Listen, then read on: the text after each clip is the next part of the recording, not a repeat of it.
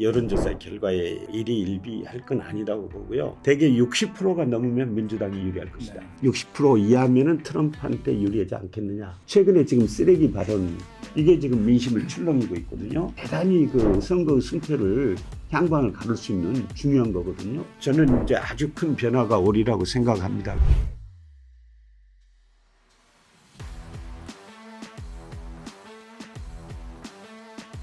네, 채널 뉴시스 구독자 여러분 안녕하십니까? 미국 대선이 코앞에 다가왔습니다. 마지막 주말이 지나고 다음 주 화요일이 되면 이제 미국 대선이 한국 시간으로 11월 6일, 현지 시간 11월 5일 날 열립니다. 오늘은 그 미국 대선을 앞두고 관련된 이야기 나눠보겠습니다. 우리 국제부장님 최명수 부장님과 함께 진행하겠습니다. 안녕하십니까? 안녕하십니까? 오늘은 이제 결국에는 트럼프 후보와 그리고 해리스 후보 박빙 상태가 계속되고 있는데 누가 또 이길 것인지, 그리고 이번 미국 대선이 갖는 의미, 이런 것들을 짚어보는 시간 갖도록 하겠습니다. 주 유엔 대표부 차석 대사를 지내셨고, 그리고 주 페루 스페인 대사를 역임하셨습니다. 우리 박희권 한국외대 석좌 교수님 모셨습니다. 안녕하십니까? 안녕하세요. 네, 반갑습니다. 교수님으로 불러드려야 됩니까? 대사님으로 불러드립니까? 양쪽 다 괜찮습니다만은 대사로 불러주시면 좋겠습니다. 네. 결국에는 뭐 승리 공세라는 게 뻔하지 않습니까? 이게 텃밭에서 이기고, 그리고 그 경합주에서 이제 차지하면, 선거인단을 많이 차지하면 승리하는 구조인데, 현재 해리스 대 트럼프 누가 승리할 것 같습니까? 이게 제일 관심사인데. 뭐 우리 시청자 여러분께서도 매일매일 나오는 미국 내 여론조사 결과를 받아보고 계실 거거든요. 그래서 지금 뭐 초박빙, 초접전 이런 표현을 쓰는데, 사실 저는 지난달에 이 경합주 중 두 곳을 다녀왔어요. 네. 예, 국제회의 참가하는 기회에 애리조나의 피닉스하고 네바다의 라스베가스 두 군데를 다녔는데, 여론조사야 이제 광범위하게 하는 거고, 제 목적은 바닥 민심을 좀 들어봐야 되겠다. 네. 그래서 식당이나 백화점이나 교회나 또 택시 운전사들이나, 그래서 광범위하게 나름대로 의견을 청취했는데, 지금 언론들이 이야기하는 것처럼 트럼프의 백중우세 뭐 이 정도로 평가할 수 있지 않을까, 이렇게 생각합니다. 제가 느끼는 거로는 해리스 후보가 후보로 결정된 이후에 상승세를 탔잖아요. 그런데 그 후에 지난달부터 트럼프 지지자들의 결집이 강화되고 있다, 이런 것을 현장에서 느낄 수 있었습니다. 그러나 다만 우리 진행자께서 말씀하셨다시피 누가 이길 것 같냐, 이것에 대해서는 제가 판단을 유보하고 싶고, 대부분의 언론이 하는 것처럼 미국에서는 토스업, 동전 던지기라는 표현을 쓰거든요. 그래서 사실 50대 50 이걸로 보고, 우리로서는 양 후보 누가 되든 간에 그것에 맞춰서 철저히 대비하게 되겠다, 이런 생각을 가지고 있습니다. 오늘 CNN 여론조사도 나왔는데, 참고로 네바다 같은 경우에는 트럼프가 48%, 해리스가 47%, 거의 박빙인데, 말씀 주신 대로 트럼프가 조금 뭐 1% 큰 의미는 없습니다만 앞서는 걸로 나왔는데, 오늘 좀 CNN 여론조사 좀 나왔죠? 네, 나왔습니다. 먼저 이제 아시지만 이제 미국 대선은 선거인단을 통한 간접 선거이기 때문에 말씀하신 경합주, 아리조나라든지 네바다주, 노스캐롤라이나, 조지아 쪽에 이제 선벨트라고 불리죠.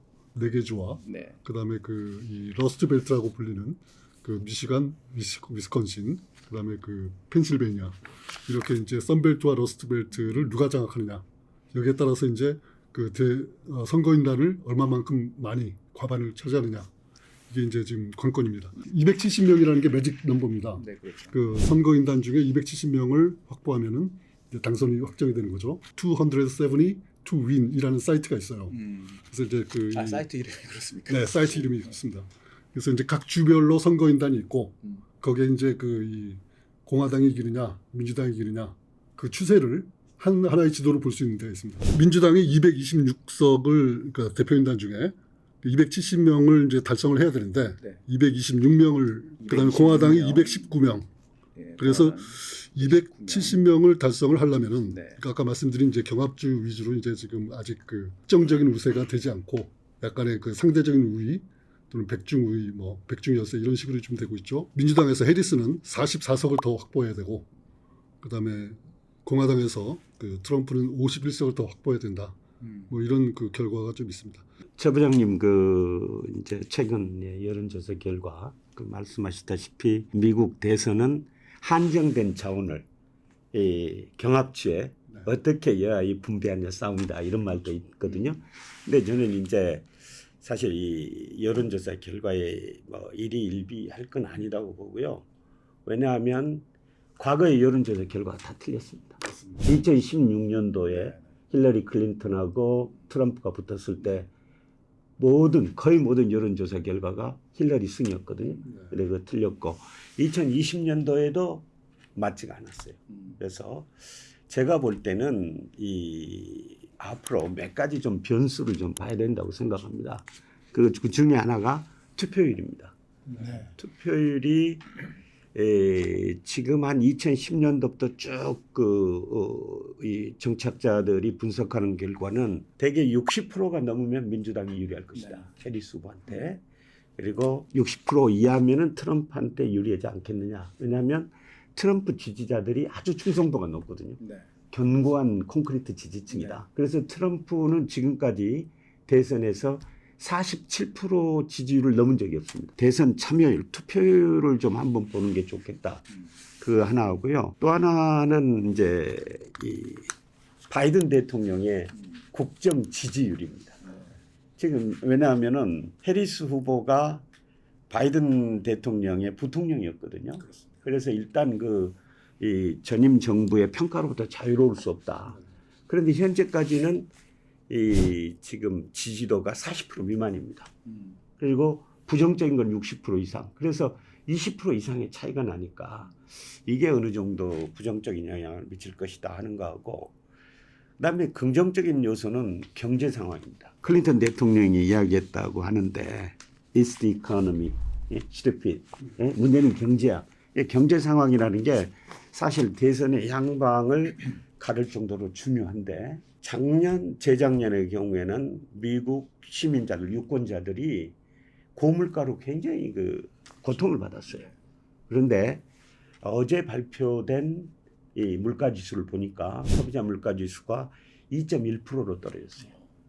그리고 이제 오늘 발표된 경제 성장률을 보니까 3분기 경제 성장률이 2.8%입니다. 그래서 금년도 경제 성장률이 3%가 넘을 건 확실해 보이고요. 상당히 견고하고 또 고용시장 환경도 좋거든요. 그래서 이제 이게 대선에 어떤 결과를 미치느냐 하는 거를 우리가 눈여겨봐야 될 것 같고, 마지막으로는 히스패닉계, 그다음에 흑인 투표, 이게 중요한 것 같습니다. 최근에 지금 쓰레기 발언 푸에르토리코에 대한 이게 지금 민심을 출렁이고 있거든요. 논란이 되고 있죠. 예. 근데 이제 히스패닉계는 미국 내 인구 19% 이상을 점유하고 있고요. 흑인 유권자 비율도 14% 이상이에요. 대단히 선거 승패를 향방을 가를 수 있는 중요한 거거든요. 최근 여론을 보니까 또 히스패닉계들, 흑인계들이 다시 좀 돌아오고 있다, 해리스한테. 예, 그런 분석도 있고, 그래서 좀 이런 몇 가지를 저희가 좀 눈여겨봐야 될 것 같습니다. 말씀하셨다시피 이제 막판 변수가 지금 이제 5일 남지 않았습니까? 가장 큰 게 이제 투표율이죠. 투표율인데 이제 유권자가 지금 1억 6천만 명 정도 됩니다. 미국에서. 근데 지금 사전 투표가 지금 계속 이루어지고 있거든요. 50개 주 중에서 47개 주가 사전 투표를 실시하고 있습니다. 지금도 하고 있고요. 저희가 어제 보도를 했습니다만 이미 5천만 명의 유권자가 상당히 이미 투표를 했습니다. 그런 어떤 사전 투표제가 지금 이미 진행되고 있기 때문에 5천만 명이고, 또 오늘 아침에 제가 좀 확인해 본 거는 5,800만 명. 그러면은 하루에 800만 명이면은 5일까지 하면은 또 4천만 명이 더하게 되면은 거의 1억에 가까운 유권자들이 이미 투표를 한 상태가 됩니다. 코로나가 아닌데도 이렇게 높은 사전 투표가 됐다는 거는 이제 여러 가지 의미를 좀 분석해 볼 필요가 있습니다. 그 말씀 주신 대로 이게 참고로 이 사전 투표율을 말씀드리면 2012년도에는 사전 투표율이 33%였고 2016년 선거에서는 40% 그리고 2020년에는 이제 비정상적이죠. 코로나 시절이라서 69% 높았는데 이 추세대로라면 거의 이번에 40% 넘는 사전 투표율을 기록할 것 같습니다. 대사님 보시기에 이 사전 투표율이 이렇게 높아지는 거 누구한테 유리하다고 좀 분석하실 수 있을까요? 이유 분리를 예측하기가 좀 힘들 것 같아요. 왜냐하면은 이제 말씀하신 대로 1억 명 가까운 아주 높은 사전 투표율. 2020년의 경우에는 아주 예외적인 거고요. 저는 이제 이걸 어떻게 해석해야 되느냐. 우선은 미국 시민들의 높은 관심, 이 선거에 대한 열기, 관심. 이게 이제 첫 번째고요. 두 번째는 미국 정치의 양극화가 심화되고 있다. 그래서 민주당, 공화당은 하여튼 그 지지자들은 관계없이 투표한다. 이것이 이번 그 높은 사전 투표율에 나타났다고 보고요. 그다음에 이제 마지막으로 그럼 왜 경합주가 더 중요해졌느냐? 미국의 이제 7개 경합주는 사실은 다른 주들에 비해서 이 정치에 대한 열기랄까 관심이 조금 낮습니다. 다른 데에 비해서. 그다음에 지지 후보에 대한 결정도 좀 늦게 하는 경향이 있습니다.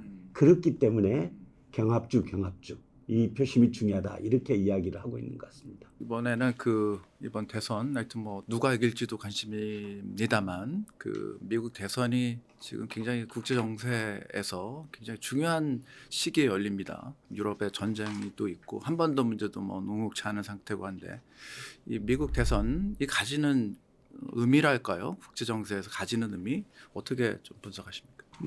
우리 시청자 여러분께서도 다 아실 거예요. 미국의 대통령은 미국 정치를 넘어서 전 세계의 외교 안보 또 국제 경제에 미치는 영향이 아주 매우 심대합니다. 왜 심대하냐? 왜 영향력이 크냐? 이거는 결국 미국이 가진 힘으로 저는 힘이 반영된 결과다. 예컨대 지금 미국의 경제력이라는 게 미국 경제력이 쇠퇴하고 있다. 이렇게들 이야기를 하지만 1980년 이후에 미국이 세계 경제에서 차지하는 비중, 미국 GDP는 세계 경제에서 25% 이상 유지하고 있거든요. 그다음에 이제 외교안보 측면에서 보면 미국의 방위력, 미국의 국방비는 전 세계 국방비의 43%입니다. 그러니까 이거는 미국 다음에 2위부터 11위까지 나머지 10개국을 합친 국방비보다 더 많습니다. 압도적이군요. 압도적이죠. 네. 그래서 일각에서는 지금 세계 질서의 다극화 현상이 진행되고 있다. 또 미국의 힘이 쇠퇴되고 있다 이렇게 이야기를 하지만 제가 볼 때는 미국에 의한 질서, 미국의 힘, 소위 팍스 아메리카나는 금세기에도 계속될 것이다. 그다음에 이제 미국이 세계의 시스템에서 차지하는 비중. 미국은 경제력도 크고 군사력도 큰데 미국 경제는 오픈 경제가 돼가지고 미국의 이 세계 많은 나라와 연관성이 있거든요. 그래서 미국 대선 결과에 따라서는 이 세계 은행의 이자율이랄지 또 파이낸스랄지 주식이랄지 외환이랄지 벌써 이제 달러가 같은 힘. 이게 세계의 기축통화니까 경제면에서 이렇고 또 외교 안보, 국방 이런 측면에서도 미국은 다른 나라와 달리 세계의 많은 나라와 동맹 관계입니다. 나토 같은 경우는 이제 32개국 집단 안보에 의한 동맹이고 그다음에 이제 비나토 동맹국이 주요 동맹국에서 18개국입니다. 다시 말씀드리면 이 많은 나라들이 자국의 안보를 미국에 의지하고 있는 겁니다. 그래서 이 미국 대통령 선거가 가지는 비중이 클 수밖에 없는 이유입니다. 특히 2024년 이 시점에서 여러 가지 큰 전환점이 생길 수 있는 미 대선 한복판에 있는데 어떻게 보십니까? 큰 어떤 분수령이 될 수 있는 시기에 열리는 대선인데 어떤 측면에서는 좀 크게 변화가 올까요? 네, 저는 이제 아주 큰 변화가 오리라고 생각합니다. 왜냐하면 미국 대선을 따라서 지금 국제 질서는 대전환의 시대에 접어들었다. 무질서의 시대에 접어들었다. 이제 냉전이 끝나고 탈냉전 시대에 역사가 종언됐다. 자유민주주의 질서가 이제 확대될 거다. 이렇게 생각을 했는데 역사는 전혀 다른 방향으로 갔거든요.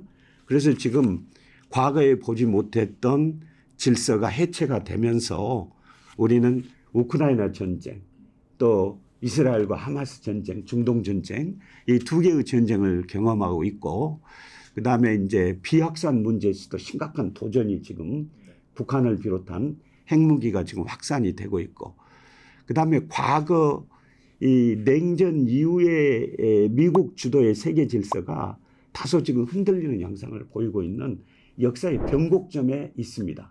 그렇기 때문에 이번 대통령 선거가 가지는 함의가 매우 크다 이렇게 말씀드릴 수가 있겠습니다.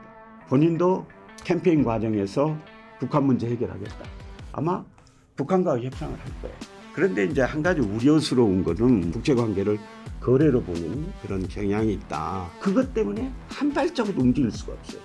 모든 군축 협상, 북한과의 모든 협상은 거기서 스탑입니다.